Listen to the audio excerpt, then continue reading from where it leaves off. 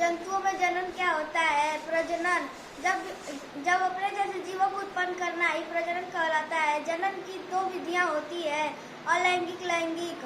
अलैंगिक जब बिना किसी विशेष अंग के ही जनन होता है तो उसे हम अलैंगिक जनन कहते हैं।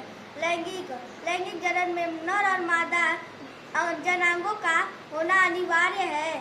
एक लिंगी जंतु नर और मादा दोनों अलग अलग पाए जाते हैं तो उन्हें हम एक लिंगी जीव कहते हैं, जैसे मनुष्य, गाय, बकरी, मेंढक आदि। द्विलिंगी जीव जब नर और मादा दोनों का अंग एक ही में पाया जाता है तो उन्हें हम द्विलिंगी जीव कहते हैं, जैसे जो केचुआ, फीता कृमि व तारा मछली आदि।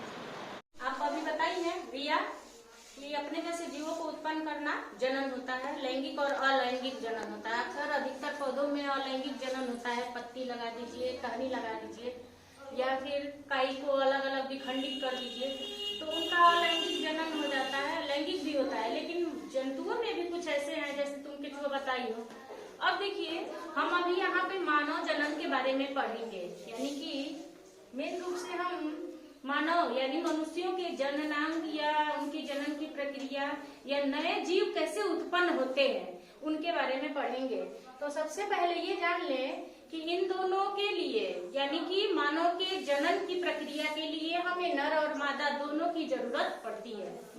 नर में शुक्राणु और मादा में अंडाणुओं का निर्माण होता है, यानी कि शुक्राणु किसी अंडाणु से अगर मिल गया तो उसे हम कहेंगे कि किसी अंडे में जान आ गई तो उसे हम क्या कहेंगे? युग्मनज, यानी कि उस मादा में नए जीव की उत्पत्ति शुरू हो गई। इसे हम क्या कहेंगे? निषेचन। क्या कहेंगे? निषेचन। ये हमेशा शरीर के अंदर महिलाओं के होता है। मादा के शरीर के अंदर बकरी, गाय, भैंस, कुत्ता, बिल्ली, इन सब के शरीर के अंदर, मादा शरीर के अंदर होता है यह निषेचन। कुछ निषेचन बाहर भी होता है, जैसे मछलियों का